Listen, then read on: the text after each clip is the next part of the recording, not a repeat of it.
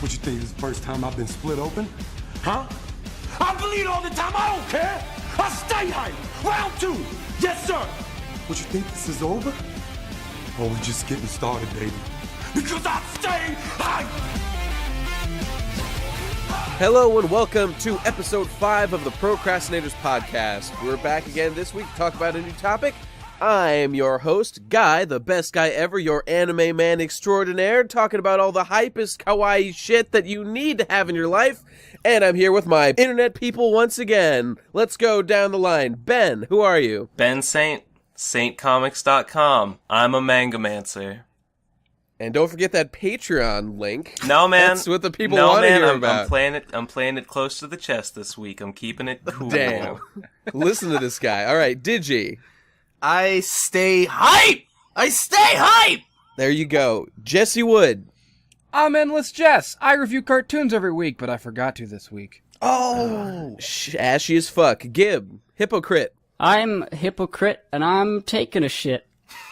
And the Devu. I edit Digibro videos or make my own videos. It depends on what gets the most patronage. There you go. And we're back this week to talk about hype! I just gotta say, I think this is gonna be the best podcast we've ever had. Yeah. Ever recorded ever. Yes, there's podcast no is way. gonna be Most I think anticipated crazy. podcast. It might just change the entire podcast landscape, rock the whole industry to its core. That's right. There's no doubt about it. So, Oh, I get it. It's a joke. No, that's no joke. You can take that to the bank and make 1.1% interest dividends on that motherfucker. You thought that okay, joke was so, great. Just wait for the next ones. I don't know how you guys are thinking about doing this, but I think all I've been thinking about in preparation for this was just all the examples of hype that have ruined my life over the years, with like a couple examples of things that have come out relatively okay. Because in general, and I think we'll probably all agree on this, hype is the worst thing ever. It is cancer. Ruins my Yep, life it's all the bad. time. I don't like it. I don't like it. It's terrible. It there is, are some it is, times, but- like, there are occasional things that we can talk about when things actually live up to the hype.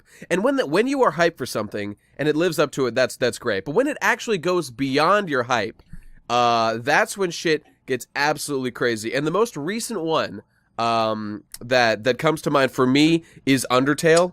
Because everything I expected with Undertale was achieved at the end of the pacifist run, and then when you get into the genocide stuff and all the stuff beyond that, it went shooting way beyond anything I thought it would do. I have and in that a rare problem. example, yeah, I have a go. problem with people who say that Undertale was overhyped. Because it wasn't hyped at all. There was nothing official. All the hype was word of mouth. There was the demo, and I was super excited for the demo, but yeah, everything became word of mouth after the game came out. I mean, as someone who played the demo and then jumped on the game basically almost as soon as it came out, before, like, yeah, for me it was even I was hyped for it just because I love the demo, and yeah, me too. I mean, but now look at the internet. Now, if you're friends with changed. anyone on the internet, they've told you've got to play Undertale. Oh, but don't look up like, spoilers because that's why it'll this blow is a your good mind. example. Well, Yeah. you can say that the fans have overhyped it, but I mean, like, when people blame the game for being overhyped when there was no marketing behind it whatsoever in the first place. Right. Well, yeah. It's when not like things Watch Dogs become... where the hype was completely generated as a marketing thing beforehand. Right. And then it Right. disappointed There's everybody. one very big distinction to make with hype, and that is a very specific kind of hype, which is pre-release hype, which is mostly what we're going to talk about, I believe. Yeah, corporate. Sure. Well, sure. we'll talk about Hype. both. Well, I mean, look at something but like actual hype that's good is like when you're actually having the thing. Well, that I don't- hype I don't- love. No, I don't know about that all the time, That kind because of hype something can like- be bad too. Yeah, like a game like Final Fantasy VII or something. If you want to play that Like- now, there's no way you're gonna go into that like without Yeah. baggage. Everyone's All right, got baggage. Let's Yeah. take a step back. Let's Baggage I is want to fun. explain hype before we get too deep into Okay, this. good 'cause idea. That's kind of what we do on this podcast. Where's our usually. Urban Dictionary, Nate? That Yeah. was supposed to say you actually had did- one job. I opened it, but the description was lackluster, so I didn't even bother. But I'll read it to you right now. I'll just do Hype. my own. I'll just define it myself. All right. So hype Okay. basically is when you're getting excited for something, when something is generating a lot of attention and everyone's looking forward to it, or in the aftermath of it, people are making it out to be something amazing. So, hype can't, like, you can never be hyped for something that you've seen. Hype is something that you either project to other people or receive from other people. Like you almost verbatim quoted hype on Urban Dictionary, which is when someone gets excited about something. Yeah. So good job. But I think hype as an experience, like, once you've seen something and you think it's great, you can hype it for other people. But I don't think that counts as you feeling hype. You're now creating hype. Hype is what people feel before they see it. It's, other people hype something up for you. Or you hype something up for other people, but once you've seen it, you can no longer just be hype for it. Let me put forward a somewhat counterintuitive notion, which is that I believe that all hype negatively impacts the experience, and that generally the better you think something's going to be, the worse it actually is. No, even if it's good. And there's something and that to that. if you think something's bad, then it's going to be bad. Then it ends up being better, regardless. Right. And that hype is kind of like spoilers for overall quality, in that if you're told something's good and then it ends up being good, it's like you've sort of been spoiled on its goodness already, and it feels less significant. I don't know if I know what you mean. I sort of that. agree there. I think there's a lot of overlap. I think that hype serves a purpose, in that in order for you to go out of your way to seek out an experience, you need to have experienced a certain amount of hype for it. Yeah, but that's the thing. If you get too much of it, then it's going to. But like the hype itself negatively impacts your experience of it. I would say that I have had more things ruined for me with hype than by spoilers. Where, like, oftentimes if I hear a spoiler for something I didn't even care about, it might get me interested because I'm like, whoa, that happens? That's kind of like, maybe there's a show that I thought looked dumb, but then I find out that one character dies, and I'm like, oh, well, that's actually kind of cool, and then I watch it. But, like, when people hype something for me and they make it out like, oh man, you're gonna love this, and then my immediate thought going into it is, I better love this, or oh, am I gonna love this as much as that guy thinks I'm going to? Let's find out. I'm really with Ben on that one. I think in my bizarre, all hype is detrimental, puritanical view of spoilers, definitely crosses over into hype, and you need that little bit to get you to even play it in the first place. But I don't even want to know if something is good or bad, or when good things happen. Like, how many times you playing a game next to someone and they're like, dude, next part is the best part, get fucking hyped for it, you're gonna love it. It's the worst. I want to kill that man. It's usually the fact that those people exist that they think hyping something up is a good idea. Dude, let me tell you, the hype itself is just sort of like... It's not that they think... Like, sometimes it can be good, but... It's not that they think it's a good idea. It's that they want to do that to vicariously experience... They want to, like, as closely experience it through you as they can.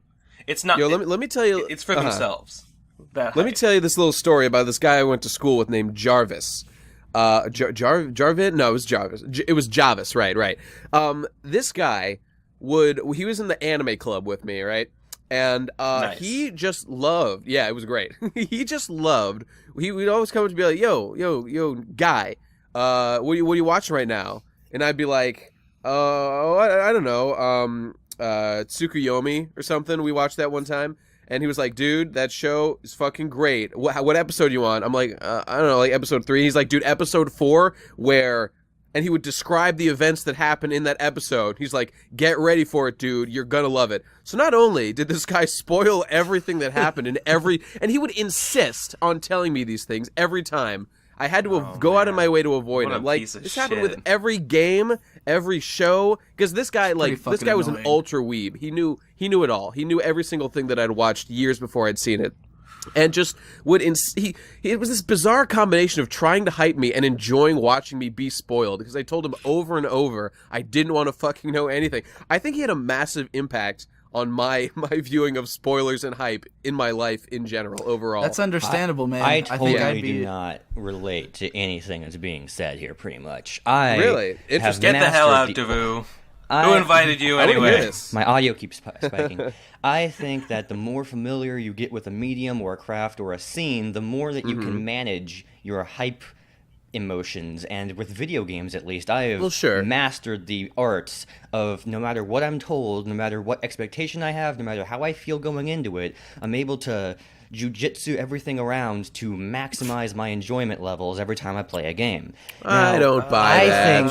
I totally do. People told me that, Undertale was like this cool game that's coming out. I'm like, I don't care. People can tell me something is a 12 out of 10 and it doesn't resonate with me at all on its own. It can depend on who it is that says it. And with Undertale, people told me, you, Devu, will like it because it's like Mario and Luigi and those kinds of games. I'm like, it has similar elements. I'm like, whoa, that got me interested. When I went into Undertale, I was kind of in a downer mood, so I'm like, I'm going to try to dislike this just to see how much I like it. And within 30 that's hype having an effect on you with that right there. Within 30 seconds, I was completely into it. So, yeah, but what if you hadn't been, though? What if you had gone in with that same attempt to be like, I'm going to, like, because I also played Undertale like, I'm probably not going to like this. Everyone else is hyping this. I'm just going to fucking shit on it, And then I played it and I was like, it's pretty all right, But, like, I think that just speaks to the strength of the game, whereas if it had been a weaker game and I'd went in with those expectations, then I would have come out hating it, even though, like, I think there's plenty of stuff that's not that good that you can go in underhyped, and because it exceeds your expectations, you like it more. That's the great thing about being underhyped. All that lower expectations, everything above that, just makes it better when you finally see it, usually. Right. Like, for instance, is a great thing. The show that Devu just watched because he had to for my series, Rakudai Kishi no Cavalry, or Chivalry of a Failed Knight, which is like a show that I dropped after the first episode when it was airing, and I thought it was, pretty shitty, but, like, people were telling me, oh, it's better than Asterisk War, because it's, like, kind of the same show.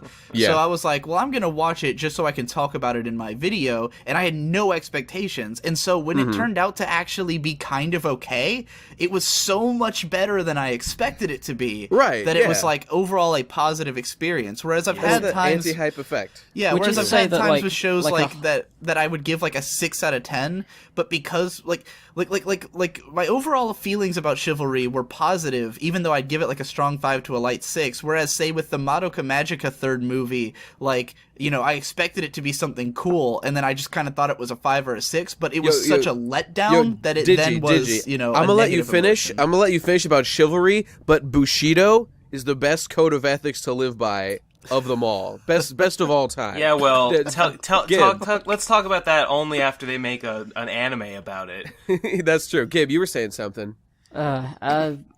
It's hard to put into words what my argument is. I'm trying to think, because, like, things are hyped for me a lot, like, but I usually only listen to the people I trust the opinions of. Like, when you guys would tell me to say this game or this anime is great, you should watch it, and I go watch it, and I have a good time.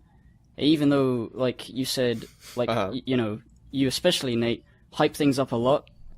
I say everything's the best ever. You say everything's the best ever, and you're like, this is the greatest thing I've ever seen. Well, and I go and see it, and I'm like, yeah, I don't really I don't ever get, like, disappointed that something is not the greatest thing I've ever seen. That's because I have the best taste, but, well, I think... Are you saying that, like... Here's the thing, though, Nate. Like, I naturally don't feel... I don't get disappointed like that other people seem to be. I don't know. I think, Nate, that the problem with hype, because, now that Hippo mentions it, it's super ironic that you are anti-hype, but you hype people up all the time.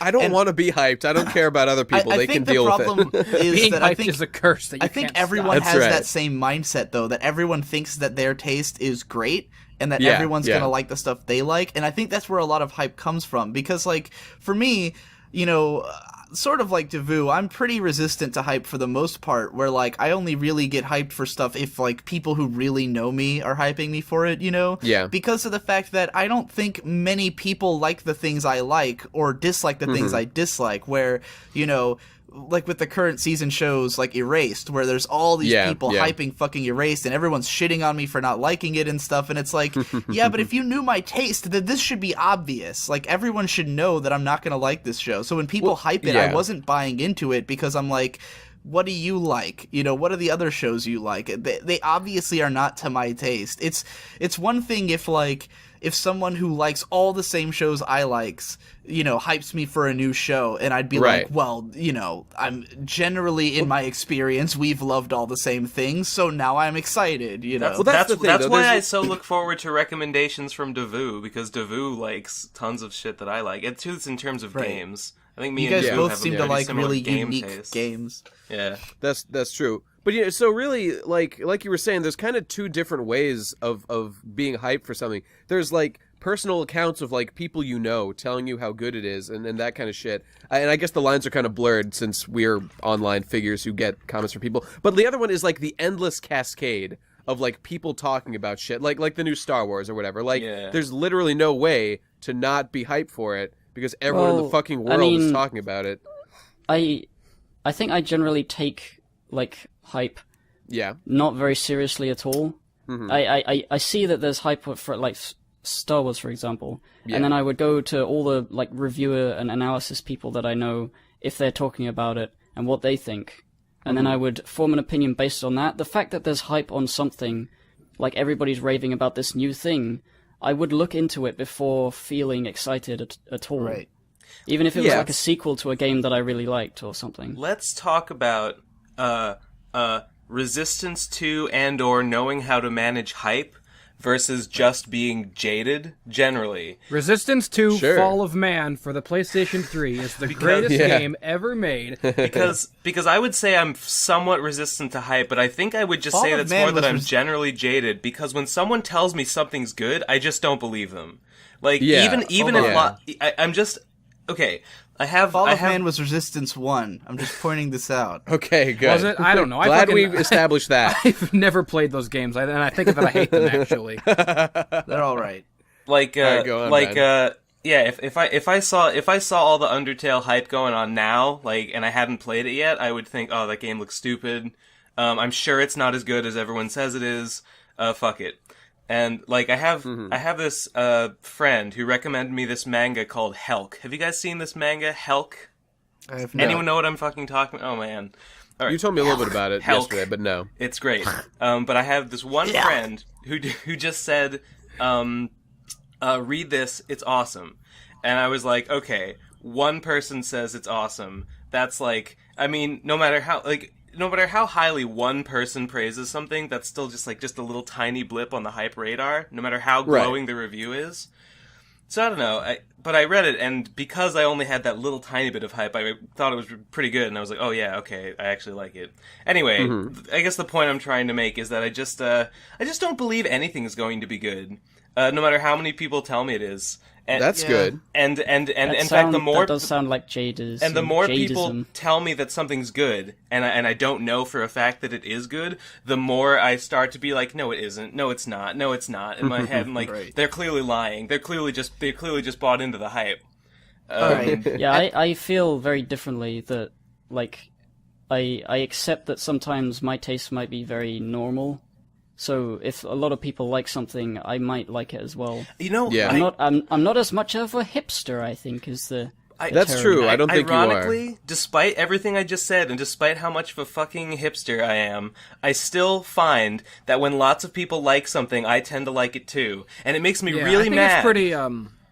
it's pretty gay to I hate people who instantly have this knee-jerk reaction of, if everyone is saying it's great, then it must be terrible. That's what I because feel. people are all secretly sheep Yo, and it's they're like, stupid. it's like Jesse, Al I feel Pacino that and way. Glengarry Ross. Intellectually, I feel that way. If everyone likes something, I feel like I'm gonna hate it. But in practice, it always ends up being that if something's wicked popular, I end up liking it too. Like Yeah, there's Homestuck usually- and Undertale. And I'll bet if I saw the new Star Wars, I would think it was fucking great, even though I Yeah, want to there- hate it so much. There's usually a reason why a billion people like something. It's true. See, that's the thing though. Like, there's an interesting correlation here between like marketing and hype. Like, because on 4chan all the time you'll see like false flaggers who just make threads praising something, but they do it in a way that's obviously like a shilling sort of way of praising it in an attempt to draw hatred for that thing. And then this has happened many times. There's been actual shills like on 4chan who just come in and are like, guys, how have you not bought a PS4 yet? It is by far the best system. I'm playing it every day with my hot girlfriend. What are you doing with your life? You know, I gotta in response to what Ben said though, I think that it's sort of a, I don't know if false positive is the right phrase for this. Anyway, I think that you're looking at it backwards because maybe the things you like tend to be popular, but that doesn't mean that the things that are popular tend to be things that you like. Like, for instance, if we measure just sheer popularity, like Assassin's Creed and Call of Duty are like the most popular games, and I don't think any of us give a fuck about them. You know, I have never played any of those. So it's more that maybe the thing, I'd love like, them. I did a huge research project like 4 years ago, or maybe even 5, on my anime list, where I was looking into all of my favorite shows and trying to measure how my tastes stand up to everyone else's, because I consider my anime list to be a really good gauge for like the common man anime fan, right? So like a lot of the stuff that's the highest rated or the most popular on the site is stuff I don't care about. However, all of my favorite shows were well rated on the site and were pretty popular. Like, none of them were something that no one had ever heard of. None of them were, like, below a 7.5 rating. You know, like, they're all pretty well liked and pretty popular. So, like, it's not that I like everything that's popular. It's just that the things I like do align with some other people. You know, like, nothing I like is so out there that no one else knows about it or no one else cares about it, you know? Yeah, I guess I would say I'm in all pretty of much this, the same boat there. I think the big thing that I don't relate to is this idea that your different perspectives have to blend together into one overall. There's something that's talked about in the beginning of A Book of Lenses by Jesse Shiel about the art of game design, about how to analyze a game while you play it. It's called the holographic experience, in which you play the game purely, while simultaneously you're like a ghost looking at yourself and studying it at the same time. That sounds very Buddhist. Simultaneously. And I think in becoming an analyst, I'm able to do that. I'm able to look at all these different perspectives, like, at the same time. I'm able to think about its cultural perspective, my baggage going into it, because baggage can be interesting. Baggage can be, like, from Louis Vuitton. It could be really luxury, right? It could be, I can enjoy everything simultaneously. I really think that my experience these time cube references are very distracting to me. I can't pay attention to your point when you keep saying simultaneously. You're basically espouting the time cube principle. I'm looking at four different timelines of my experience at once. Yo, and you can't say the top and bottom are sides, so obviously they don't count. They're not part of the cube. But like going into Rad Guy, Kishino, Cavalry, whatever, I was like, oh, I guess it's going to be decent. And I really think that my opinion of it was not overall changed by my expectations. Episode 11 happened, I'm like, oh, that was terrible. I don't like this show. Well, I don't think it's that your opinion is swayed by your expectations. I don't think that's necessarily what we're arguing. It's more the overall, like, experience. Like I said, Cavalry and Madoka Movie 3, both of them I would give the same score. It's just a matter of one I went into with no expectations, and because it exceeded them so much, then it was like, wow, I experienced something that was better than I expected it to be, and that makes me feel good. Whereas with Madoka, it was like, I expected to see like a 7 out of 10, and I got like a 5, and so it was a disappointment, even though I like both shows the same amount, you know? Do those feelings last at all, or are they just like memories of having feelings? I think they continue to last because I still have a sour feeling over the Madoka movie, just because I felt like it should have been better. So, in that way, like, it would be like the best idea would is to assume that everything is shit. Yeah, pretty much. Well, okay, let's. But I can't. That's do what I'm that, saying. Though. All hype is bad. Negative At the hype risk- makes you experience a work more positively when you do experience it. I can't do that. I can't do that like legitimately. Like I can pretend to say, this is. Well, nobody bad, can like but... force themselves to think that way. You just have to be I usually predisposed. have like a very positive outlook, but I don't have like a very high one. My point came out a whole lot disappointed, less but I never cogent get because really blown away either. my point came out a whole lot less cogent because I was sitting on it for 20 minutes, and when I sit on something for 20 minutes, it comes out really uncogent. My point That's is, what your mom said about my dick. like, I just get really anxious when I sit baby. on a plate too long. I swear, wasn't if I'd cogent. said it, if I interrupted everyone at the beginning, it would have come out really eloquent. All right, the point All right, is, well, here's something my I've been hype sitting on for doesn't- 20 fucking It doesn't minutes. affect my enjoyment level. It doesn't affect. It can make it better, and it never makes it worse. Here's something I've been sitting on for 20 minutes, and because it was at the risk of bringing this up too early, would have just ended the whole conversation. But Yeah. I wanted to detail Yahtzee's feelings on hype that he shared in a video Cool. once. Are you talking about the Where he Punnett said- Square? Yeah. Yeah. It's the square where he says, you know, if you go into something with high expectations and it meets those expectations, then it'll be great. If you go into something with high expectations and it doesn't meet those expectations, then you'll feel like shit. If you go into something with low expectations and it turns out to be shit, then you won't lose anything. And if you go in with low expectations and it turns out to be amazing, then it'll way exceed your expectations and it'll be great. So if you go into everything with low expectations, nothing can ever hurt you. If you go in with high expectations, Oh, then man. sometimes you'll get burned. It's that, you that's know? that, Surely- it's that Yeah, but- hedgehog's dilemma. Sometimes you'll get that transcendent experience like I did with Undertale where you have hype and then it's better than you thought. And like, what do you want to do? Do you want to spend your life avoiding harm to I just yourself? think Or do you want to that when pursue I think you should just greatness? manage your hype carefully. There are movies I've seen where like, okay, my brother Victor has a tendency to hype things like when he likes it because Yeah. he, like all of us, he's fairly jaded and fairly, you know, critical, but he also has pretty different tastes from me. And like, it's funny because it's weird to him. Like, he's so used to us having the same taste that when he likes something that I don't really care about, then it's like he doesn't expect it and it's kind of jarring. So he'll hype me for stuff that he likes, and then I'll watch it and I'll be like, I didn't really like it. It just seemed okay to me, and he'll be like, "What? Like I can't grasp that you didn't like this as much as I did." You know? So like, I have had times where like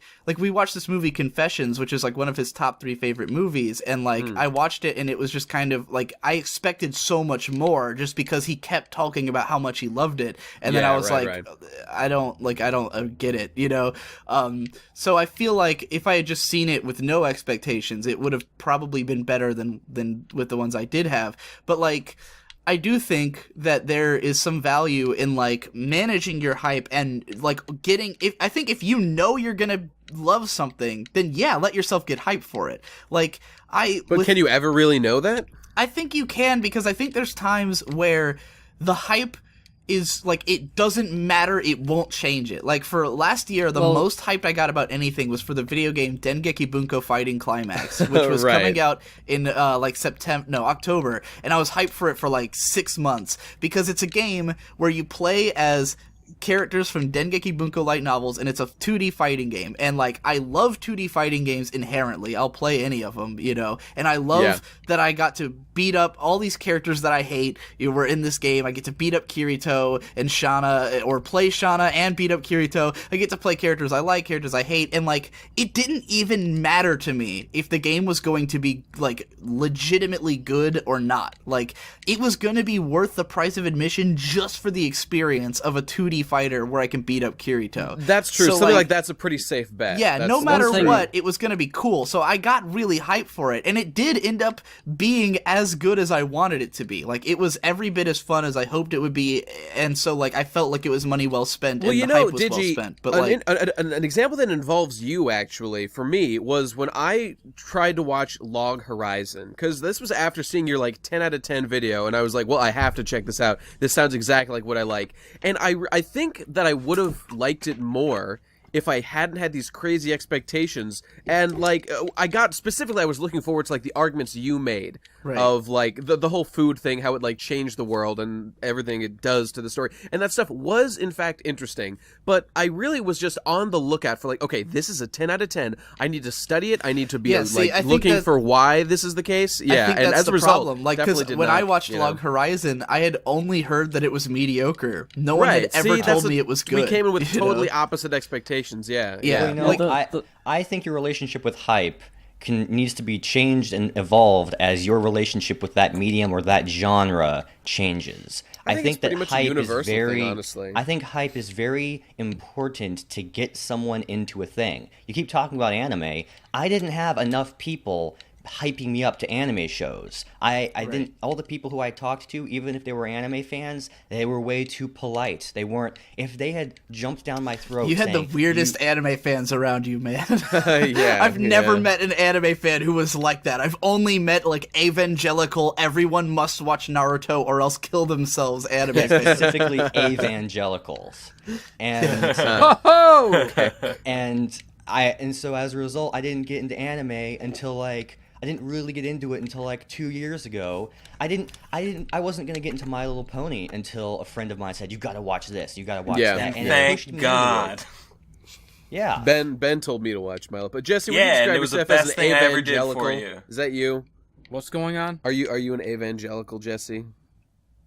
Never mind. You're not And answering so, fast enough. like, Let's move on. I think that I- hype is really important to get someone into a thing, and that as you get more Yeah. familiar with it, you can Well, learn is more is about that it. hype, And you or can, is that just knowledge that it exists and that it's generally okay? I don't know. I'm with is such Davu a thing on hype? this. I do think it's hype. I think I've when I want people to get into anime, I do involve hype. Although at Yeah. the same time, when I'm trying to like, I lately I try my hardest to not hype people when I introduce them to something. You know, like I'll say, like when I tried to get you into Shield Hero yesterday, I was just like, it's a good manga. I think you'll like it. Did I mention that I read the whole thing yesterday? Yeah, I saw Yeah, that you were yeah. reading it, but like, Uh-huh. I was just like, yeah, it's pretty good. Like, it's not amazing, but it's pretty good. You should read it. I think you will like it. I don't think Yeah. you'll think it's a 10 out of 10, but like, Yeah, give it a go. you know, I think my expectations were just a tad bit above where they should have been. I did read it and I liked the whole thing, but nothing like super duper amazing happened, which really No. was what you were saying.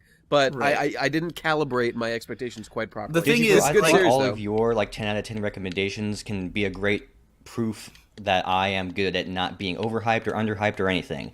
At the time, you gave like an 8 out of 10 to Kill La Kill, and so I watched it, and I was like, this is a 10. And then you gave like a 10 out of 10 to Log Horizon, and I watched it, and I'm like, I have some problems, so I give it a 9. You gave a 10 to Ghost in the Shell Standalone Complex, and I watched it, and I was like, I agree, this is a 10. You gave a 9 to Serial Experiments Lane, and I watched it, and I'm like, I don't get it, so I gave it a 6. And so, like, I think that I think I'm able to, for Hype some manage. reason, I'm making my points so much worse than I thought I did. I think I'm getting overhyped about my own points. I'm not I going to think deny that, there you are know, some Davu, things. I legitimately think that's a thing that you go through a lot. I've watched you overhype yourself for your own points in the past, in conversations. I've also watched you overhype your own abilities, where you're like, I'm gonna have this done by the end of the day, and then when and the funny thing is, every time Davu has ever told me when he's gonna finish a video, I Correct. always tack a day on in my mind. He'll Yeah. always say, like, I'm gonna have this done by, like, 10 p.m., and in my head, I'm like, tomorrow. You know, Ben can and then testify to it always this. comes I do to that 10 p.m., too. and he's like, okay, it's gonna be a few Guy more hours is- because my internet died, or because this or that went wrong. And I think most always, people I do never that, let though. myself that's get true. hyped That's for true. when the video's gonna be out. I'm just gonna Lots of say, people do it. Lots of people do it, but Guy is particularly bad. Not to About- overhype about- myself, about- but yeah. I am the best in the world at missing my own deadlines massively. Like- You know, I think there is one medium that is ruined by hype for me, and that is analysis videos, because What the fuck? Those things don't have no, hype. I mean, They do Nobody- have hype. I hype them. Only Davu- Right, nobody they else in the definitely have world. hype. Nobody I have else in the world overhyped- aside from this group of people hypes up analysis videos. I have Well, Davu has maybe. had Okay, analysis okay, videos but that do Nobody it for else him. goes, holy shit, guys! There's a new Mr. B-Tongue video dude, out. Everybody I did get that on when it. the video came out. I was like, guys, you have to go fucking yeah. And Because then the thing is, I yeah. ultimately don't care if I agree with anyone's opinions on any game, any movie, any show, but if one of us thinks that some analysis is a 10 out of 10 and I don't, or I do, and that bothers me. It bothers me that Digibro likes Nerd Rider so much and won't criticize him Yeah. as much as I want to, and that bothers me. Yeah, and wait, that how makes How me much do you hate think Nerd I Rider. like Nerd Rider? I have no Well, you idea. gave but him one of your criticize top You gave 10 him of a top the year. bothers me. you praised him pretty glowingly. I mean, he is making unbelievably consistent videos. Oh, good. Every- Oh, they're consistent. Oh, whoop de friggin' do. Wait. Oh, they're consistent and they have nice sound quality. Look, Give them how a many goddamn medal. Look, all right. Nerd Rider has made about 100 fucking videos last they're year, like 2 right? minutes And long. all of them have a little bit of intrigue in them, and that's a lot of intrigue when you add it all up. If you watch all of his, even if he only I'm not makes sure I want to one- watch all those. Even if he only makes 1 point per video, in the end, he's made 52 points. Nate put out one video last year, Yeah, and I fucking crushed that and it was faggot. He can't do amazing, shit. but yeah. you didn't put out any other fucking videos. So Nerd like, Writer's I think videos there's some always- value in some, like, I am more likely to stay excited for someone's channel if they keep putting out content all the time, and I'm like, oh man, you're hitting me with every different side. Nerd Writer puts out videos on paintings. Never seen someone analyze paintings obviously before. on YouTube, He puts out videos on consistency is really poetry. important. I've never seen someone analyze poetry on YouTube before. Nerd Writer's he covers videos- comics. No one covers comics the way he covers comics. He makes Okay. videos about every subject matter in existence. But that's they're what's all- interesting about They're him. all too short, and they all feel like they stop short of saying anything really substantial about whatever he's talking about. That's I my mean, big thing that's with true, nerd but they writing. still make a point in the end. Like, there's still something interesting in there. Like when Yeah, he made I the do video definitely about respect the. his output.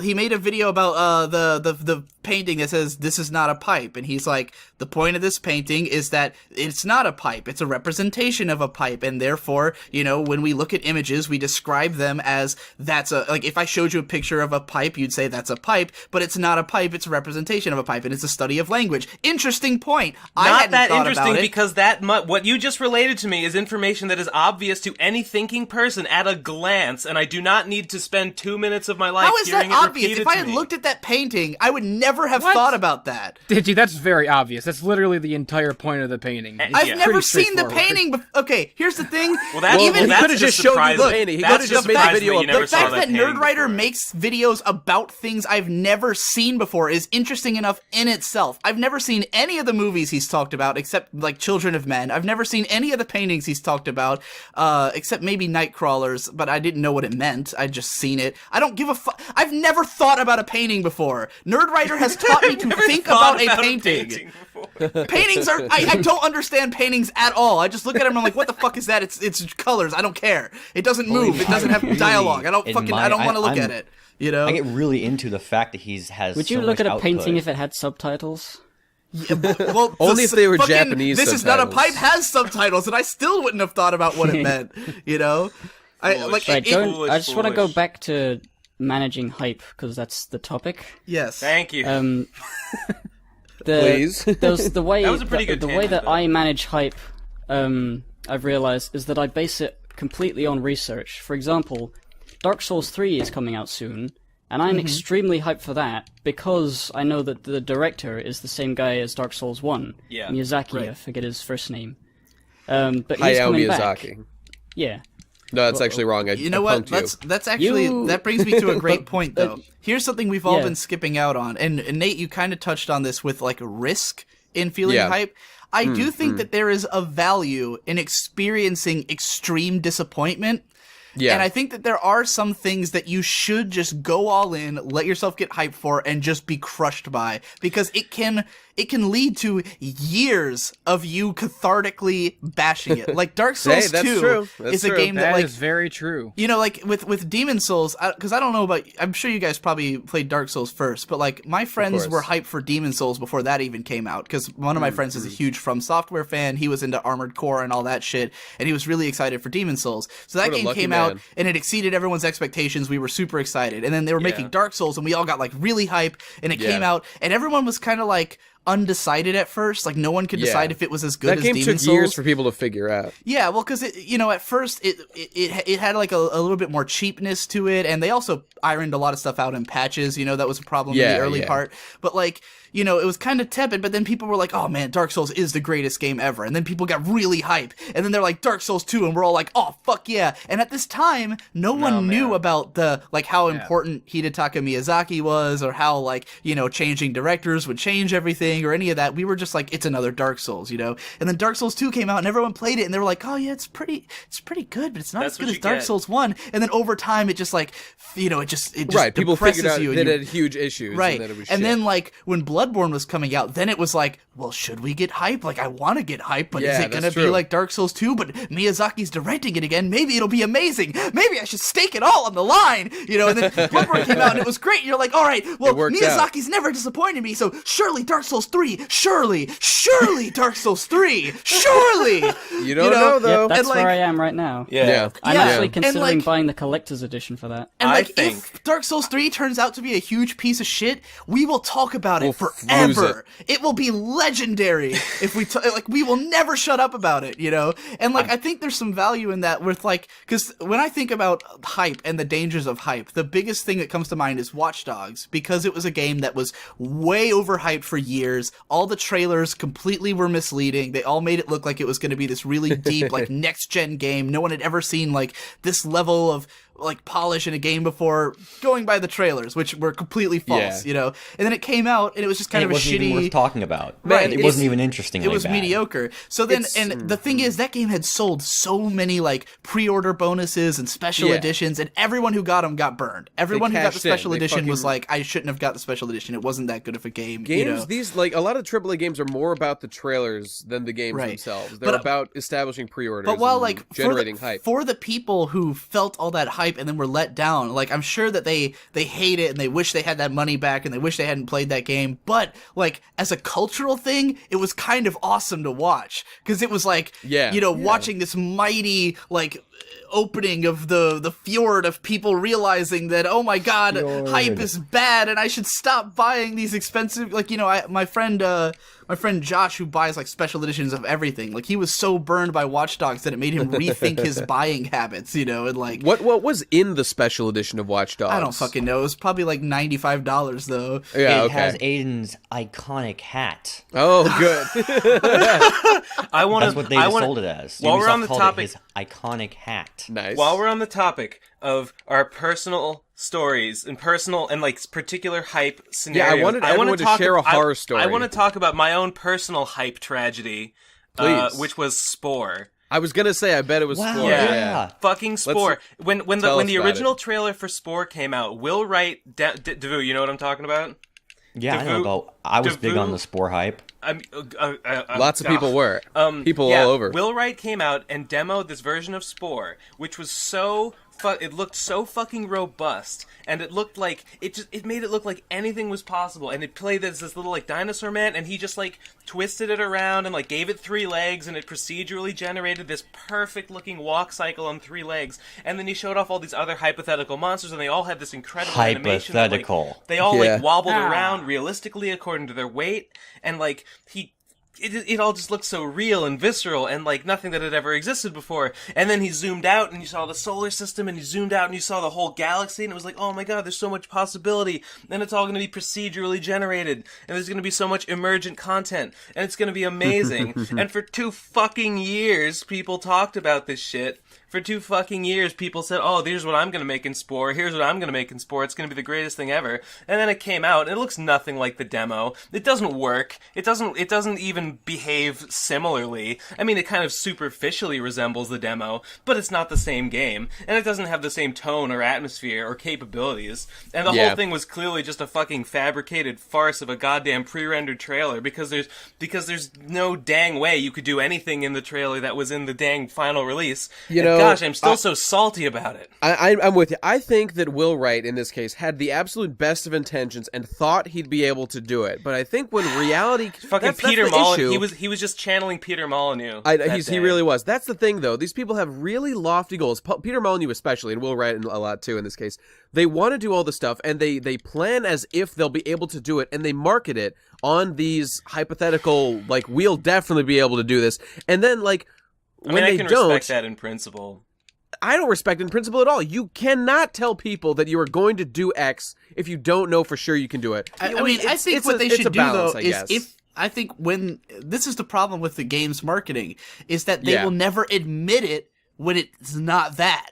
You know, like if Right. like when Peter Molyneux hypes up fucking Fable 2 or whatever and says all this shit, then when the game's about to come out and it doesn't have those capabilities, he should come out and say, by the way, it's not going to be like that. It's going to be like this. We didn't have the budget to make it as crazy as I cost them thought it would sales. be. Here's what, They well, can't here's do what that Peter shit. Molyneux Do that. does. Here's what Peter Molyneux does. Fable 2 comes out, and it's a piece of shit, but he doesn't admit it until he starts hyping Fable 3. Then, great. Then he's great. like, We're oh gonna man, fix you know, it all. I had such great hopes for Fable 2, but it ended up, it was nothing like I wanted it to be. It was basically a piece of shit. But I'm gonna accomplish everything I set out to do with it and more in Fable 3. Fable 3 will finally be the great game I've been promising all these years. Then they come out and the same fucking thing happens and the When cycle will they continues. learn? When The will AAA, people learn? the video game big budget hype machine is the worst hype And you know, machine. yeah, with I games agree. especially, there's a huge issue of like, I don't know, really deception. Like something like Yeah. Dark Souls 2 does not look anything like the trailers. videos that they showed. Right. It looks like shit compared to the videos. And all they had to do knew was it. They admit- knew it. Right, like Yeah. I'm sure, because the thing is with Dark Souls 2, I'm sure that they did intend that system to be in there. Because if you look Yeah. at Bloodborne, it does have like the torches and the lighting stuff Right. that was supposed to be in Dark Souls 2. But yeah, they should have just put out a statement: "Hey, this trailer no longer represents what the game is." You know, Right. Like, It would have that's been all so it takes. easy. And you know, it'll disappoint people, but like at least it'll be honest, and they won't fucking hate your guts from And- then on yeah, and be and they be hide cynical about behind- everything you say. You They know, hide behind shit like, oh, those trailers, like, they were just in development, but they never show you what it's actually going to look like once it comes out. Right. All you've got to base your thoughts on are the demos that they showed where it looks good or whatever. But, you know, like, we're talking about how, like, companies literally just lie about what things are going to be in regards to hype. But, like, that's, like, the worst case scenario. That's not even what you should normally, is normally the issue with hype.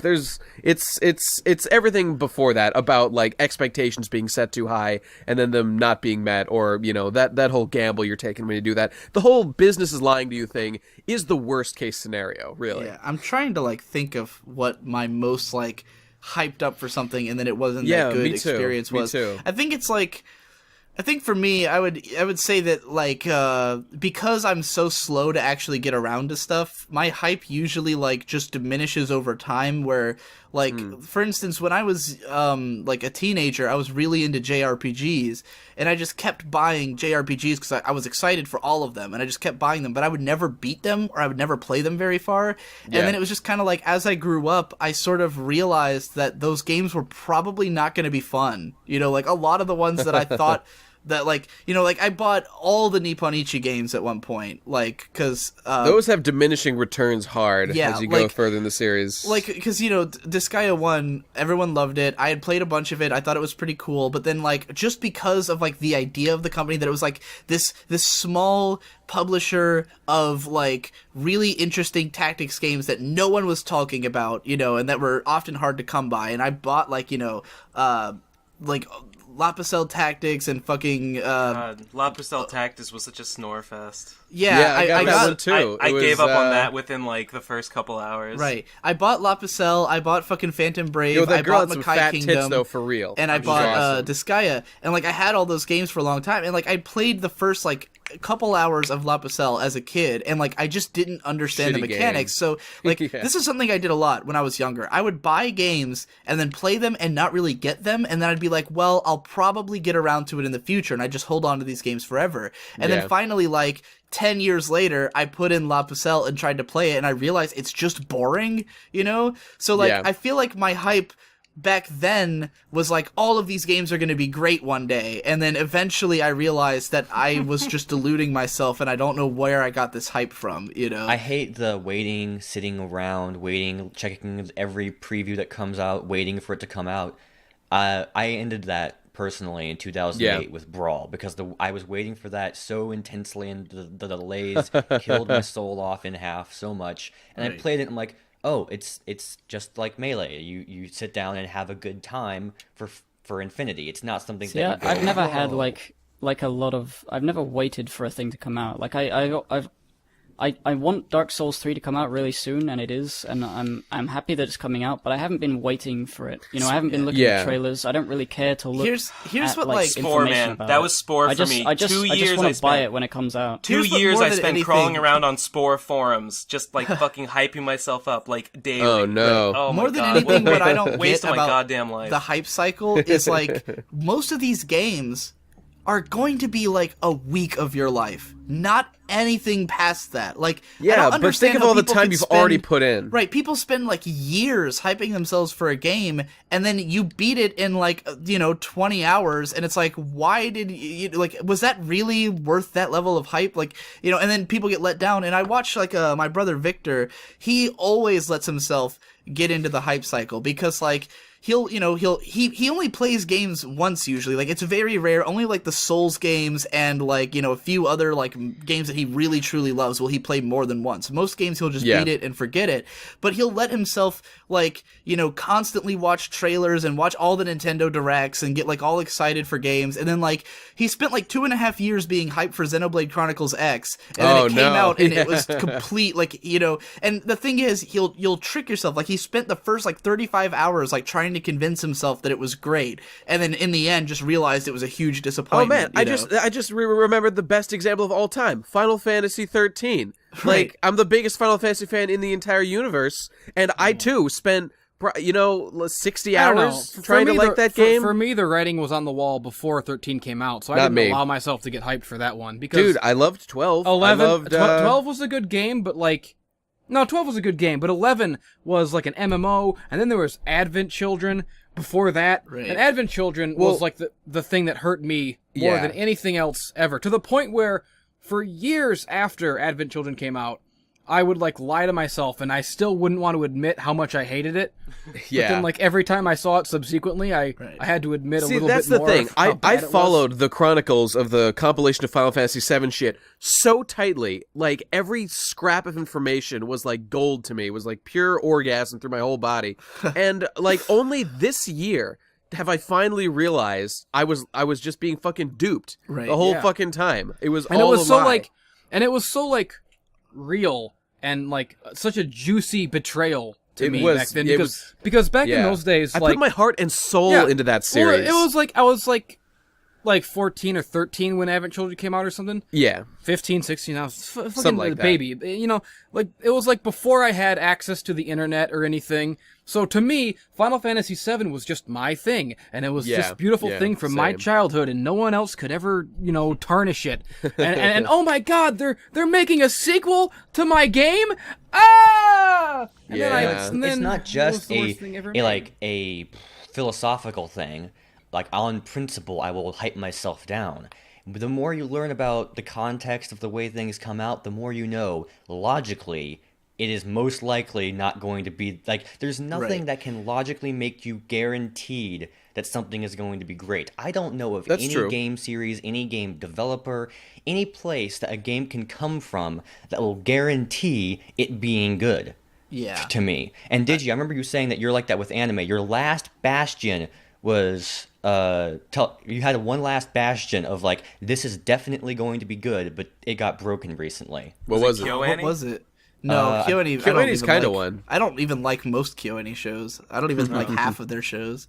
But there was probably Watanabe, something. that was oh the yeah, one. Shinichiro Watanabe, It was because broken he by... What do you mean?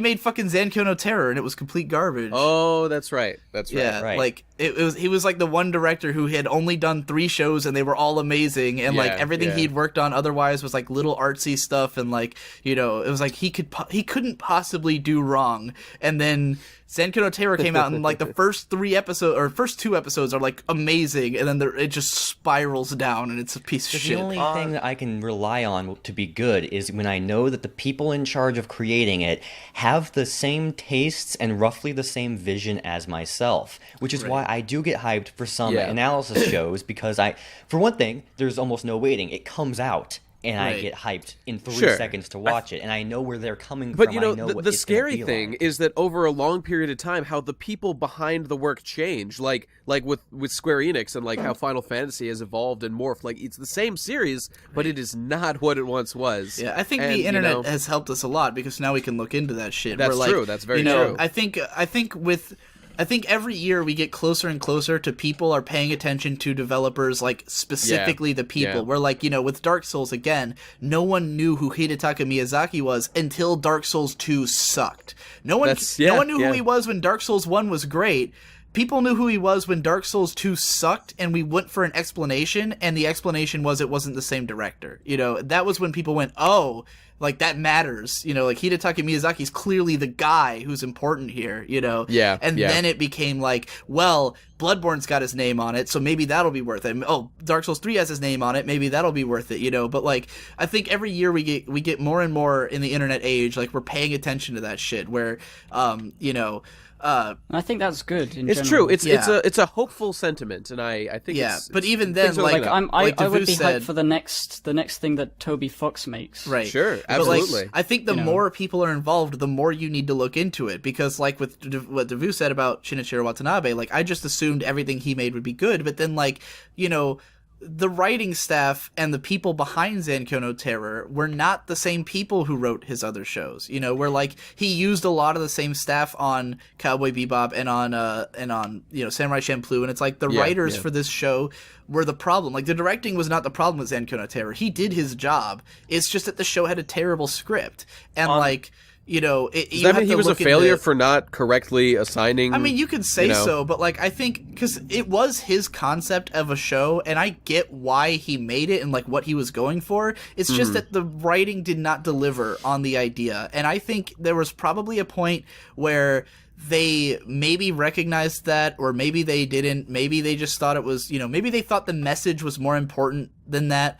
Or they just went ahead with what they had because they were don't you love that when people production. decide that the message of your show is more important than the entertainment value? Right. Love that. Well, Big fan. I just think that, like, I think with that particular show, it was partly just they wanted to give him work because, like, great. like Masaru Maruyama had been saying that he'd been trying to get a show with Shinichiro Watanabe for years, but it's just that it's too expensive to work with him because he's a really ambitious director and he's going to make stuff look good. And like, I think...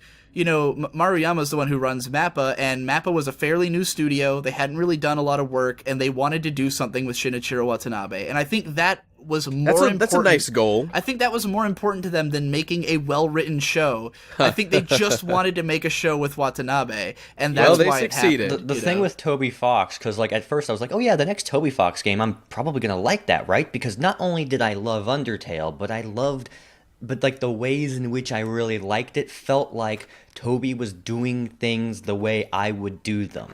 Like, I've made games a couple years ago that... What, you only like things that are the way that you would do them? You selfish piece of trash. In the sense that, like, it makes me think he comes from a similar place. Obviously, he's better, but he comes from a similar place with similar tastes as me. It's not someone who made something that they like that I think is amazing for different reasons, Well, I think that what's good about Undertale, I think I kind of agree with you, but for different reasons. Like, I think that the ways in which Undertale is good suggest a development philosophy that I can really get behind. Right. Like, Yeah, I think that's what I'm trying that to you can say. tell that the way he went at it was to think of concepts first and then think of original concepts first and then flesh them out through the mechanics. To which is explain something I that would like to through, see more of. like, using an opposite, like, if you love Sonichu, it's not because you think Chris Chan has similar intentions to you. Like, you love Sonichu for reasons that have nothing to do with why Chris Chan likes Sonichu for the emotional arc of the author. Right. That you can glimpse through the work. The things you like about Sonichu are not what Chris Chan intended you to like about it. Nope. And therefore, you could never look forward to his next work in that way. Whereas, but with Undertale, down Undertale, to a minute level, I can look at almost any detail and think, I think Toby put that there and did that way for this, that, and this reason. Don't know how accurate I am, though, because Toby, his persona is so... timid. He like acts like, oh, I didn't know, I was just trying to make a game with stuff that I like and everyone loves it. That's nice. I think he's probably like, I'm a genius. I know exactly what. I don't know where you're getting that. I mean, I'm sure there's some level of confidence. I'm sure he's like that only because that's what I would be like. I too would project a facade of like not thinking I was the shit, but then secretly think I was the shit. He literally said all these people giving 10 out of 10s. Like some people give him an 8, give Undertale an 8 like I expected, but then some people give it a 10, and I'm like, you like it that much? Wowee! Well, frankly, Toby has absolutely no business trying to judge his game in the world of all games out there and trying to decide where it belongs on the hierarchy of them. I think it's fine. I'm just saying that it makes it a little bit harder. Like, is Yeah. he just accidentally a genius? Because I don't know. What I really need to do is play other stuff that he's made, play his Earthbound mods, and Sure, to really sure. get where he's I mean, coming from. On the subject of, like, there's no guarantee that like, your hype will be justified. Like, you can never know for sure if, like, the next output by someone's gonna be good. I'm not gonna like the next Toby game if it's, like, an Undertale rehash. But I don't was think it gonna will say, be. yeah, Because yeah. what I think was good about Undertale was the ways it experimented. So it's gonna be... Totally, I'm gonna be looking for, like, the new ideas that Toby has in his next Right. game, Well, and that's those things exactly are going to right. be new, and therefore they're going to be a risk. So there's only a chance that it'll be a really great game if he takes risks. But those risks are going to come with the possibility that maybe they won't work out as well as they did in Undertale. So there's really no guarantee. And that's what hype There is no all guarantee, about. but I think it's more of a guarantee than like other like just Yeah. thinking of like it's he's better only to made think one of game, like you know, it's not. I know, but like it's better to it's more trying to think of the words. You shouldn't get hyped for a company's game. Yes, you should get hyped yeah. for the individuals who are Well, making. I want to it. address Ironically, like the fact that I expect Toby to take a risk, right, in being creative in his next game, like taking that risk is closer to guaranteeing that something will be good than not taking any risks, because that guarantees that it'll be bad. to address like Devu's point about Toby's like attitude, I think, you know, you might think that the things he did were genius, and like you might share the same ethos as him. Like I'm sure he put all those things in his game on purpose, and that they all serve the purpose he wanted them to. But that doesn't necessarily mean that he thinks that that is genius. Like maybe he thinks that all those points he was making are like pretty clever, but like, you know, that he doesn't think that it's worth a 10 out of 10. Where like, you know, and it comes down to personal values. Like Devu, you clearly value the things he did so much that you think it's a 10 out of 10 game. I don't. You know, like, I appreciate all of it, and I think I understand all of it, but my values don't mean, oh, that's automatically a 10, you know? And I think his surprise is that so many people value that, and I'm surprised too. Like, I would never have thought, looking at Undertale, that it would get the sheer level of, like, Game of the Years that it got, you know? Like, Yeah, like... well, you sure, nobody Because I expected definitely that. think there's plenty of things that aren't great about it. In one interview, he said, you know, I came up with the whole mercy system, and, you know, it's not that great because it's basically just a bunch of trial and error, but I wrote some decent dialogue to make it good. And I read that, I'm like, yeah, I agree. The mercy system for most regular enemies is not like that in enthralling all the time. But Well, that just goes back to, I don't think that something needs to be objectively perfect to be a 10 out of 10. Yeah, Right, wait, you have it's to like- look at the way that he used it, because like what my favorite example I think of that in the whole game is the way that you mercy the tsundere plane, which involves like you have to come close to it and like brush against Yes. it, which relates to its personality and is like the most genius thing I've But ever seen. that's the thing. Like, all of that is genius, but it's not necessarily something that you expect people to value. Where, Right, like, sure. like in a games market where, you know, because if you look at like GameSpot's Game of the Year list, like that's the one where what I would have expected, where they put Undertale at like number 16, you know, and like number 1 is The Witcher 3, which is this huge. Oh, it's like everything that games journalism seems to value in a game is what The Witcher 3 represents. You know, You know like, what it reminds? It reminds me of the way that like the Oscars judge like best editor. It's not like who made like the highest quality game. It's who made like the most game. Who put in like the most that work. tends, You know? And that just tends to be what most people value. Is people tend to value like what's the biggest, bestest, most insane thing that happened. You know, like the one that's the closest to the gold standard. And like you would never expect that a game that looks like it was on the goddamn NES would be would be anyone's Game of the Year pick from like a professional journalist. You know, like you I can do my imagine. number I think the scores point I was based- trying to make earlier. Yeah, Gabe. The point was you shouldn't ever think that a person being on a team or like a company making a game would guarantee, even if they have a good track record, you should never think that it guarantees it to be good, but it's okay to like feel a little better about it. yeah. All this Well, discussion, knowing that and they're no on one it. has mentioned Metal Gear Solid 5, which burned all of you. Oh I that's was true. trying not to mention it and not to think about it, so Oh no! thank you the so PTSD much. is. I totally forgot about that. Yeah. Oh, Jesus Christ! I didn't even remember that. It's the same guy, it's same fucking... director who made all the other games. Now, mind you, there was a lot of drama around it when it came out, which kind of maybe sort of absolves him. I mean, we won't know. Bit, we won't know exactly whether Kojima himself was responsible until we see his next game, and if it's really good, then actually you can look closer and you can see patterns here because he didn't write the games himself alone until Metal Gear Solid 4. Everything 1, 2, and 3 were written by some other guy who's much, much better at writing, and that's why like the writing in those games is worlds better. And in 4, it was like nanomachines. A George Lucas kind of thing. Yeah, it's clearly a George Lucas thing. He got more control, and as a result, but like the biggest problems in 5, the biggest ones are that the game just isn't finished, and I think those come down to Konami issues with them not giving him the budget to finish the game and just deciding, well, you know what, we've spent enough money, put it out the door, it's playable. But we don't completely know, and I think the danger with that game was that there were 4, there were 3 amazing Metal Gear Solid games and one pretty great one, and then you have no reason to expect it's not going to be great. There's no one that you notice has changed because the only name anyone knows is Hideo Kojima. He plasters it all over everything, so everyone sees him as the guy. The beginning of every mission, guys. Guess who made the game? But is he? What a the guy? Was he the only one responsible for all these games being great, or is it possible clear that he was not. He's one of the guys, or that there's more going on that we don't know? And even with name recognition, again, Nakashima or whatever his name was, the writer. You shouldn't just immediately be like, "Oh my God, it's a Kojima game. It's gonna be amazing." It's like, well, a lot of people work on those, you know. Going back to we hype. Also have to. Go ahead, whatever.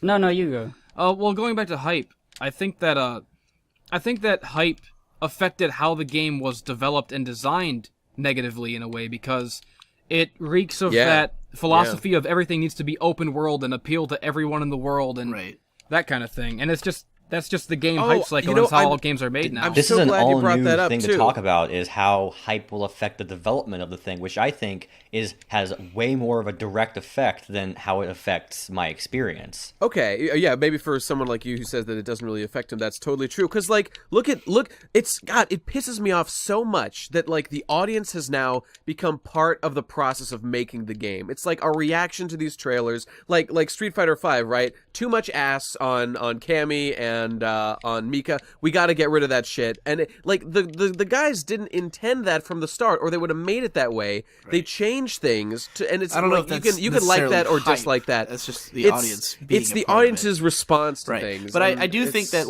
hype creates the danger of every installment has to be better than the last, and it makes people if you make something successful, then you always feel like you have to one up yourself, and it kind of disgusts me because everyone talks this way, and I mean everyone, even people who hate hype, who say this and that, if you make a new game and it's not as good as your old game, people are going to say so constantly. All anyone's gonna Bastion versus Transistor, right? Bastion came out and it was super hyped because it was a game that nobody expected, but it was really great and it had this great narration and everything. And then Transistor came out and all anyone talked about was how it compares to Bastion. Oh, it's kind of the same, but it's not quite as good. The narrative isn't quite as interesting. This and that, and it's like, dude, it's a different game. Forget about fucking Bastion. Talk about fucking Transistor. It's true. Totally different art style, different story, different characters. It's not a sequel in any way, but that's what the hype cycle does to people, is they always expect the next one to be better and to be this huge evolution. Yeah. And it's what if it's just good, that's why the issue with something good? People aren't judging continuing works by if they're good or not, because they kind of can't until the game comes out. They're judging it by how much it is what they were hoping for in this series. If you're reviewing a game, right? You're reviewing a game hopefully to someone who hasn't played it, right? The reader is someone who is prospective and considering playing the game. What is there to talk about? Hopefully, I mean, you got to talk about something they are familiar with, and relevantly, that's going to be previous games by the same developer. Right, but I think you got to compare it to something, and that's a pretty good starting point. I think that though, saying it's one thing to say, oh, it's kind of like Bastion, but then to be like, oh, it's it's like Bastion, but it's not quite as good, and it's like this and that, and I just feel like it's divorcing it from being its own game and making it so the developer can never make anything that's not better than Bastion. We have this problem with I like Imaishi. the W. Go on, Gabe. Go on. This is why I like the WTF series by Total Biscuit, because when he talks about a game, he does like a first impressions, like a 30-minute video and he just talks about what he liked and how he feels that it, how good it is. Right. Mm-hmm. And it's just it's a nice introduction to like your own research into that game, because he talked about Transistor. And he didn't mention Bastion, and he talked about how cool all the things were, and I was like, yeah, right. I didn't think it was my kind of game, but that's the sort of review that I prefer. And I don't follow people that talk about things like if somebody's going to compare two games from the same developer, they better be making a video about the developer in general instead of just reviewing the game that just came out. Well, there's times when it's appropriate and times when it's inappropriate. Yeah, Devu was starting to bring up Hiroyuki Imaishi, and I'm guessing you were going to talk about Kill La Kill versus Gurren Lagann. Yeah, course, sure. Where, Gurren Lagann came out and everyone thought it was the best anime ever, and then when Kill La Kill came out, all anyone talked about was how it compares to Gurren Lagann. And you can't bring it... For years, you could not bring up Kill La Kill. Well, I guess it's only been out for... It's been like 2 years. now, 2.5 years. But, you could not mention it without someone saying Gurren Lagann was better. And it's like, who the fuck cares? It's a different show. Which it is, but whatever. I would say it is narrowly better, but I don't think that matters.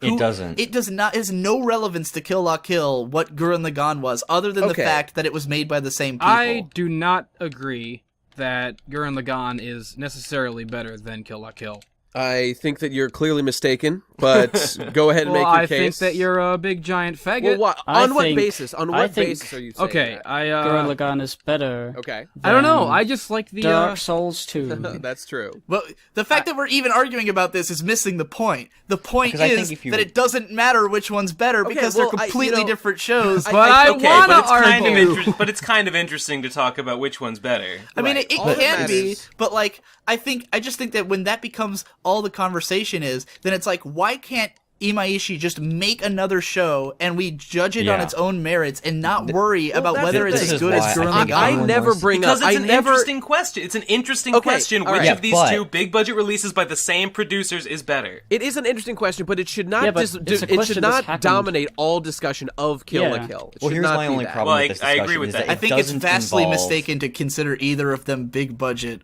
or from the same producer. Listen, I think I would like the Gurren Lagann Kill La Kill discussion more if it always involved Pantheon stalking as well, because that really completes the picture for me. Right. Because I'm much more interested in Imaishi than the guy who wrote Gurren Lagann and Kill La Kill. I really resonate with his animation style. It feels like the thing that I want animation to be since I was born and saw animation. Imaishi does the kind of animation that I want to exist. It's a similar kind of resonance to Toby Fox, where I feel like he comes from a similar place as me, and that's why if he comes out with another show that's going to be animated with him in charge or him directing, I will be hyped for it, though not necessarily for whatever the narrative is. And I'm almost certain I will enjoy it as a visual experience because I feel like I understand where he's coming from. Thank you for the I am creepy, terrible on this dramatic, podcast. downward. I don't know why. No, I'm that was failing just everything I'm gonna say. it was your way of speaking was hypnotic. Yeah. It was really quite hypnotic. What do you guys think? Are we hitting the limits of what we can say about hype and the hype machine? Well, or we do you could think we talk could go all day. forever? No, we could talk more, at this point, but, we are talking about arguing over shows, so yeah. I think I don't know whether we have much to say. Well, I think it all involves hype, because I think that again, I think the problem with it is that people always want everything to constantly be amazing. Everyone and people expect everything to constantly be amazing, and I think that's the problem we're running into, is that people aren't just letting things I think you should go in and just let things come to you and then make a decision, right? Sure, you can know things about it beforehand and maybe set up if Kyoto Animation's making a show, I'm going to expect the characters to look a certain way. I'm going to expect the animation to look a certain way because I know that's what they do. But that doesn't mean it's going to be good or bad or whatever. I'm just going to wait until it's there, and then I'll look at it and I'll say, that was good or that was bad. Like, I'm not going into Kill La Kill thinking this better be better than Gurren Lagann. This better be as good as Gurren Lagann. Like, you know, then you just set up this weird expectation that has nothing to do with the intentions of the show. That I highly doubt anyone involved in Kill La Kill went into it saying, we gotta top Gurren Lagann. Now, hang this on. Is gonna be just as good. I don't agree, you know? because I think it is fair to say I want this to be better than your past work. It's not saying this should be like your past work in all these ways, mean, I don't only think done it's- better. It should just be something that's. But- I think it's reasonable. I don't to think expect it's creator to unfair, improve. but I think that it's not like I think you're going in with your intentionality not necessarily matching what the intentions of the series are, and that can be fine in the long run. But I feel Sure. like you should go in like because hype is all about the beginning. It's not about what you feel in the long run. It's about what you feel going right. into it. And I think when you go into a show like Kill La Kill thinking this better be as good as Gurren Lagann or else I'm going to be disappointed, then you're setting yourself up for disappointment. Whereas if you I watch agree that Kill La it's- Kill and you just enjoy it and then you go, well, I didn't like it as much as Gurren Lagann, but it was a good time, then like, you know, like that should be something you think about after the fact. That should be like I agree that it's in the end. reductive. I agree that it's reductive and kind of nonsensical to go in with the expectation that something will be better than something, because like how can anything be how can anything be definitively better than something like, okay, I mean, this is just my opinion, but something like Gurren Lagann, which was basically perfect at what it did, like like if something could be better than it in a certain way, like if like something could be better at making you cry than Gurren Lagann, because Gurren Lagann didn't do that. But like you have no soul. but like maybe I don't know. I think I made my point. You did told what me it you did teared up when perfectly. Kamina It didn't doesn't- show up in the opening of the You next know what? episode. You're right. It actually That's- did make me cry. It But doesn't need I mean, to be whatever. topped. It reaches its own top. Right. It doesn't need to be done better. And you that's- know, Yeah, sure. and Or I, even I just think, as Yeah, well. when Like, Kamina Kamina didn't show up in the opening video, holy shit! I think that when like he was dude. gone. like, you know, I'm a big proponent of like I think Who's this that all whore taking things his I think place? all art can be compared, and I think you can select Yeah. scores based on like I can look at Gurren Lagann and I can say that's a 10, and I can look at Kill La Kill and say that's a 9.75. That's what I would score both of them on my current scale, you know. And like I can look at them and I can say that, but like that to me should be after the fact. It should not be going in thinking this better be as Does good it as Gurren reach the Lagann. top? You know, it Like, should be I think- a consideration you make later. Like when you're, I think you should start judging art after you've seen the art. You know, not like beforehand with the hype and like, oh, this is going to be amazing or this is going to be terrible. This is going to be the best thing ever. And then like you watch it and then you select. It's like you're deciding how the game or the anime or whatever compares to your hype instead of just looking at it and then making a decision about it. And that's you know? why hype is a destructive force. And needs I mean, to go I away. think that I believe in a holistic grading system. Like, yeah, I believe that you can more or less assign a score and a value to something, but I don't think there's any good comes out of going in with like a rigid scoring system, like, oh, so many points for this category, so Right, many points yeah. for that. It's all It's about dumb. just like, once you've watched it and you're done and you're there in the aftermath thinking about it, like, how did Right. you feel watching it? What feeling did it leave you with Exactly. afterwards? I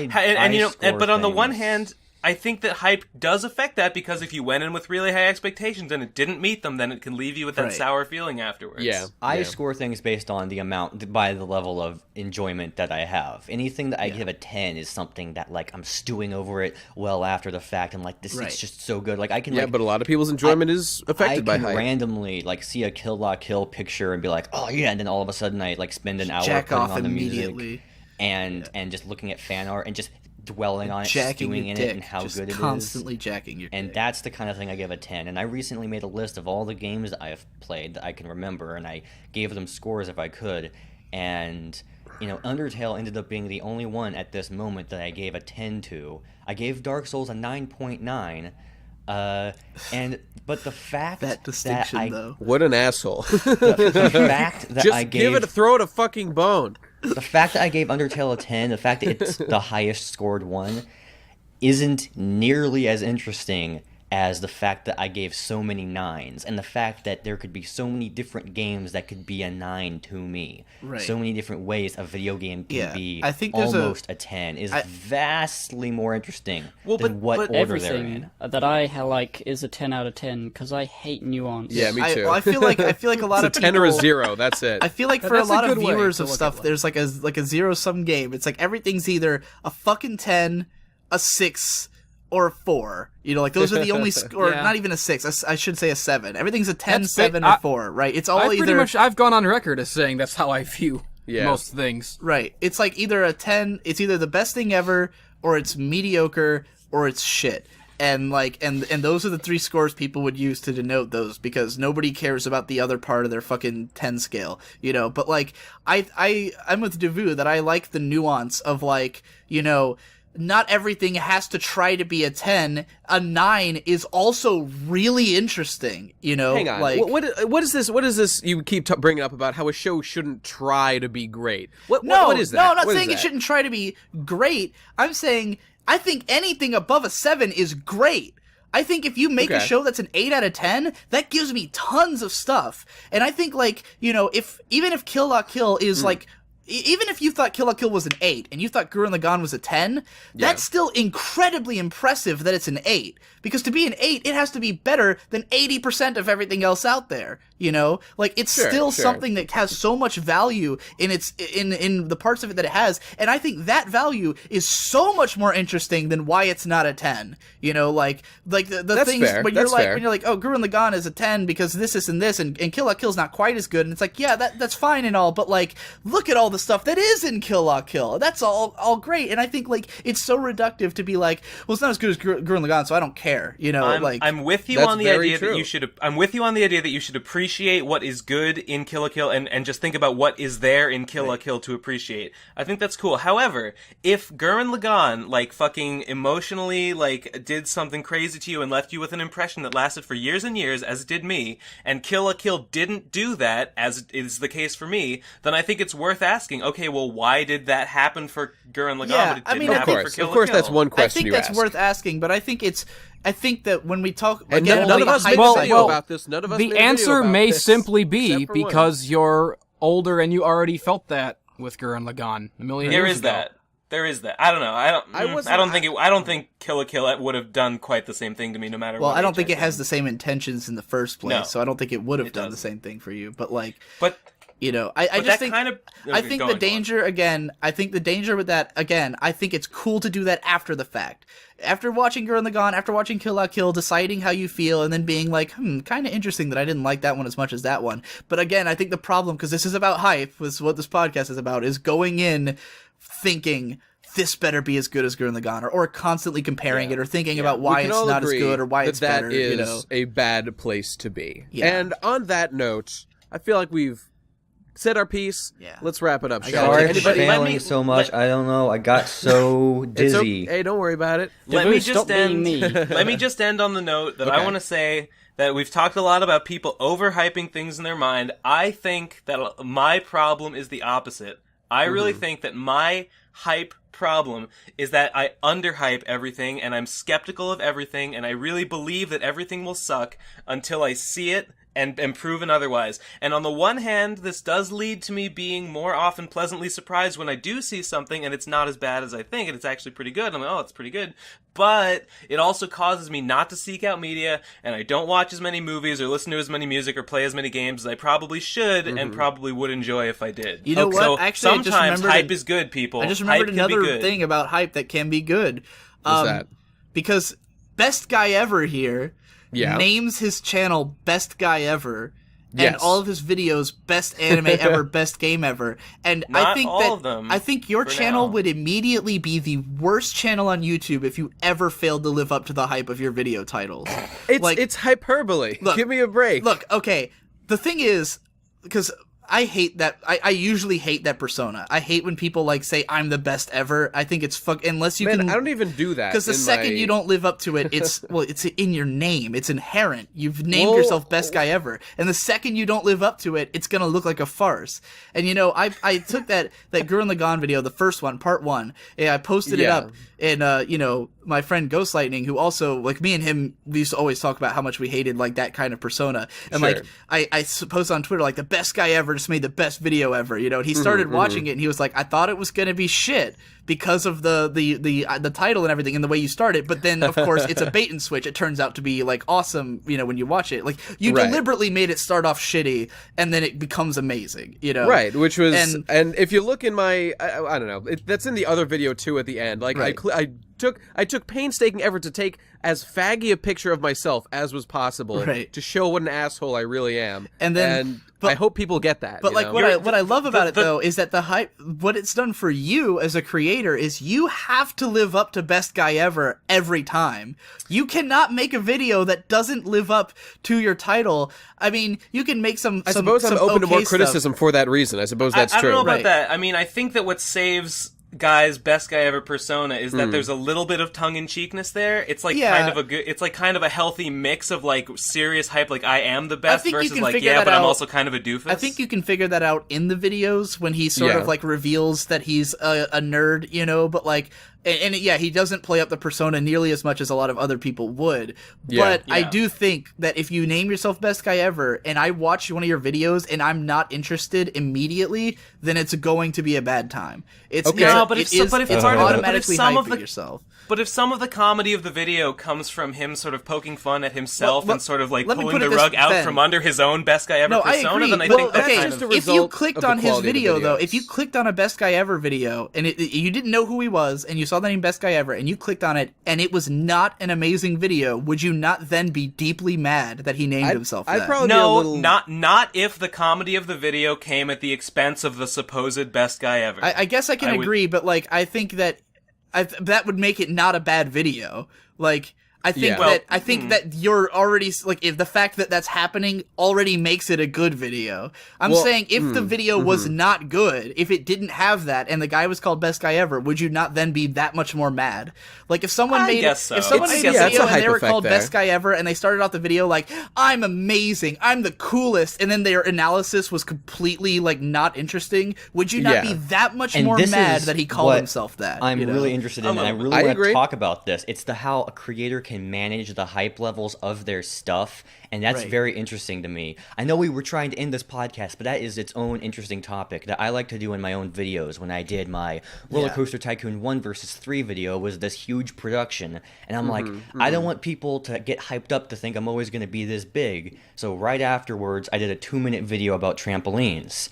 And later on, I was doing this. I did this 20-minute critique of Big Hero 6. I did this 35-minute breakdown. So you did these things not because you super wanted to talk about these topics immediately, but as an effect to bring down the expectations of the audience? Yeah, and I was making that's part of it. Like I made a 20-minute video, I made a 35-minute video, so then I made a 7-minute video. Yeah. And so like my idea is to kind of dress people down from their high.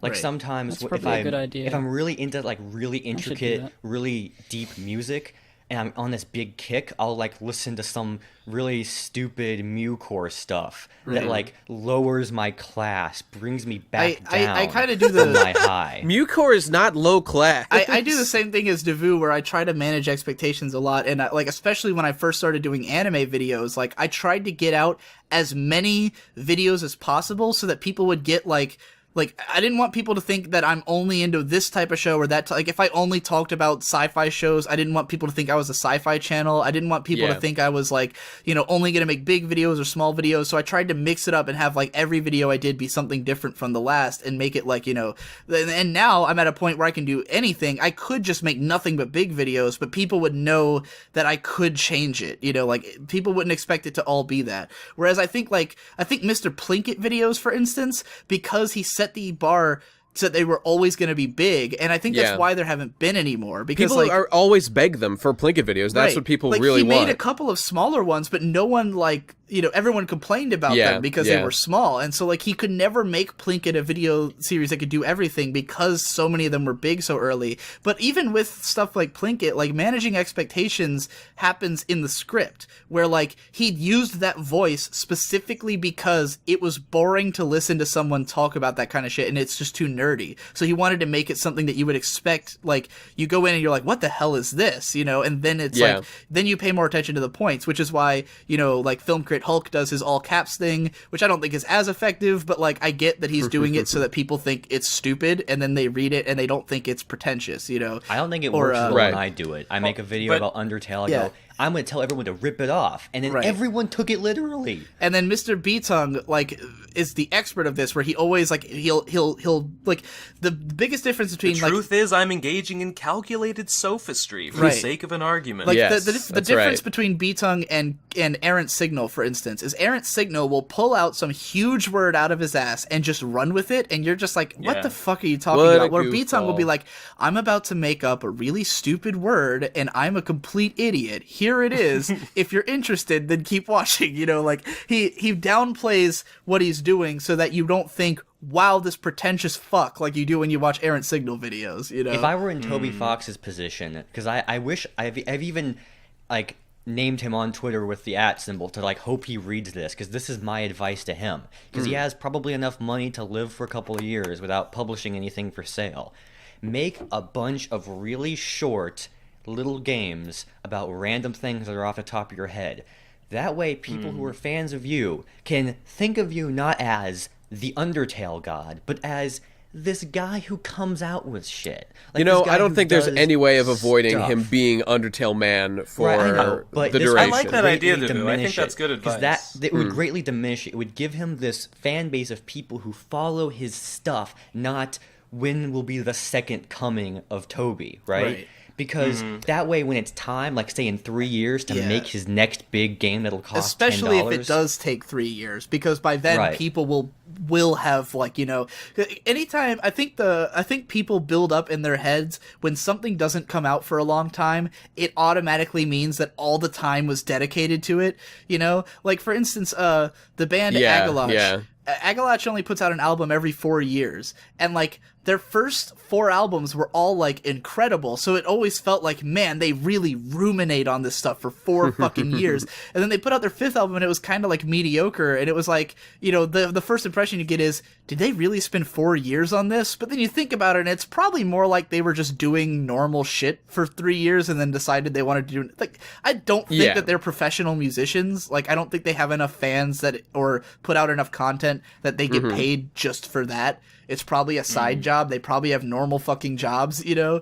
So, so I can't help but imagine that it's really more like every 4 years they go, hey, what if we put out another album? That would be fun, you know? But, like, to the fans, it's like, oh my god, 4 years of waiting has finally paid off, you know? This has to live up to those 4 years of expectations, and, you know, and then you get Metal Gear Solid 5, and...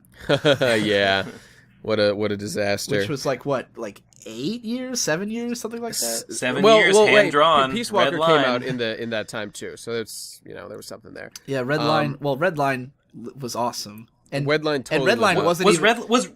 Were people super hyped for Redline? No one knew about it, and no one watched it once it came out. It was only totally later on. Like, it was completely did not sell. No one cared about it, and Madhouse went bankrupt. And oh no. Okay, well, I guess but at least it's become kind of a cult hit now, right? I guess I you would could say call it cult that. hit, but I still don't think it's as big as it should be. It's actually such a disgrace. It's on YouTube now for free. Anyone Really? can watch it. Yeah, like fucking. Oh shit.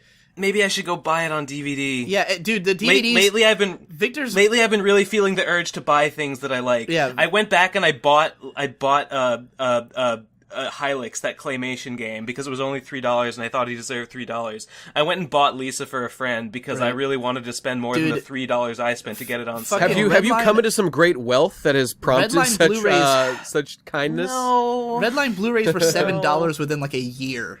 Yeah, like they immediately were on sale. That's like $1 for each year that it was there. made. You know, let's talk about not having hype. When I saw Redline, I didn't know what the fuck was going to happen. It was like the best movie I've ever seen. It was so fucking good. And I'm so glad now that we've all hyped the shit out of Redline, everyone listening should go watch it with totally high expectations. Hey, expect it to be the greatest movie ever, which incidentally, if you go in with those expectations, you will be let down because the plot is not that interesting. Not great. It's not fantastic. It's just a really cool movie. But that comes right back to the problem with like managing hype, where like it's so hard to talk about Redline because your instinct to talk about it is it's so mind-blowing that you're like, this is the greatest thing How ever. do you but then get you people actually to watch it without hyping it? I don't think it's anyone's you know? favorite movie, but it's something that I think everyone should see. And I think that's the problem. When you say something like, everyone should see this movie, then they're like, oh, it must be the best ever. And it's like, well, it doesn't, like, the bestness is not what makes it worthwhile. It's the intrigue of seeing that this is real, that, like, this is a thing that happened, you know? It's fascinated on, like, a cultural level that it exists and that it was produced. That's to go back to the thing about how I underhype things in my head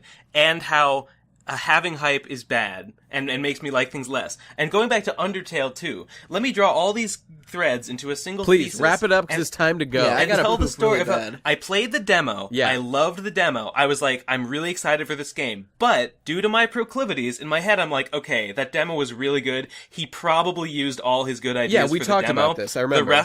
The rest of the game will probably not be as consistently good. Mm-hmm. So I actually kind of de-hyped myself for the rest of the game. Didn't expect to like it as much. Yeah. Then went in, found that the game continued to get better and better, and had all these other great ideas in it, and ended up being like, you know what? It actually was pretty consistent in quality. It didn't blow me away. It wasn't better than the demo, but it was I'd say all of it was consistently as good as the demo. So my expectations and the I think it reality blew away the ended demo. up being like a very fortuitous, like they came into alignment in a way that it all really fucking worked out just peachy for me. So that was a very rare case where like That's the thing. hype didn't end up hurting That's in it. no But it way was a because typical thing. But it was because I was managing my expectations in that way. Because of my skepticism. The hype peachy. didn't end up hurting it. Well, that's good. Okay. Good anecdotes, everyone. Good talk. We're done. I'm glad. Yes. Thanks, Jesse, for that contribution. Thanks for watching, guys. We'll be back next week. Leave your comments in the thing below. If you got any more suggestions for topics you want us to cover, feel free to leave them. Thanks for joining us, everybody. Everyone say goodbye. Goodbye. lick my balls.